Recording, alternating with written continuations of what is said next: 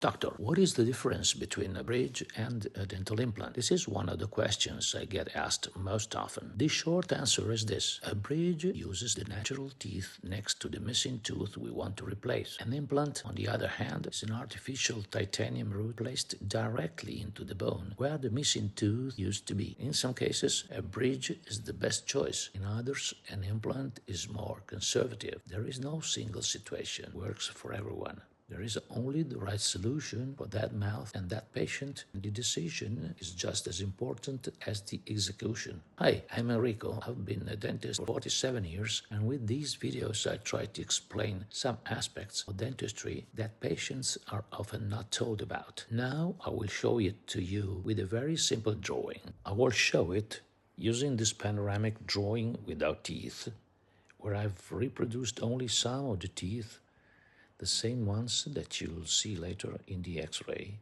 I'm gonna show you. Now let's zoom in on this area. Here we have two situations. In the upper arch, two teeth are missing. In the lower arch, only one tooth is missing. Here we could make a 3-unit bridge replacing the missing tooth. Alternatively, we could place an implant, an artificial root drawn a bit roughly here, and replace only that single tooth. In the first case, we have a bridge, which I'll draw in yellow. It consists of 2 crowns on the adjacent teeth connected to the replacement tooth. 3-unit bridge. If instead we decide to place an implant, we have a single tooth fixed onto the implant, which acts as an artificial root.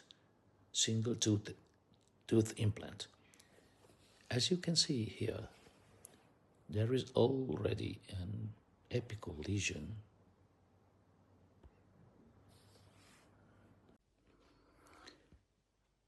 And now the X-rays.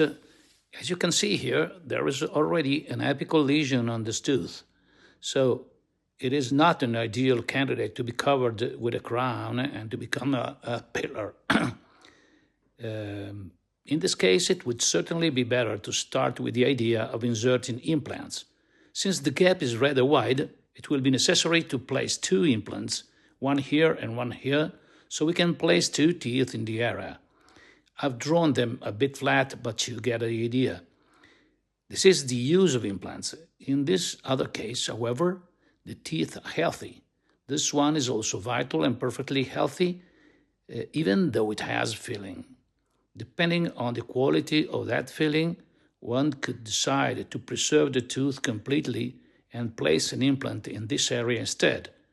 This implant becomes the support, an artificial root that carries a tooth just like a natural one. For example, I myself have an implant like this. If instead we decide to make a bridge on natural teeth, we would not place the implant. We could cover this tooth with a crown, making it stronger, add the missing tooth, and then either crown this other tooth as well, which is already a bit damaged, creating a 3-unit bridge with a cantilever element. This can be a good solution. Alternatively, if we want a bridge supported by 2 pillars and this back tooth were intact,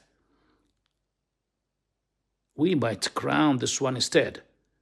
For example, if this tooth had a problem such as a cavity, we could crown it. In that case, we would have achieved 2 goals with one treatment. We improved the condition of 1 or 2 nearby teeth and replaced the missing tooth.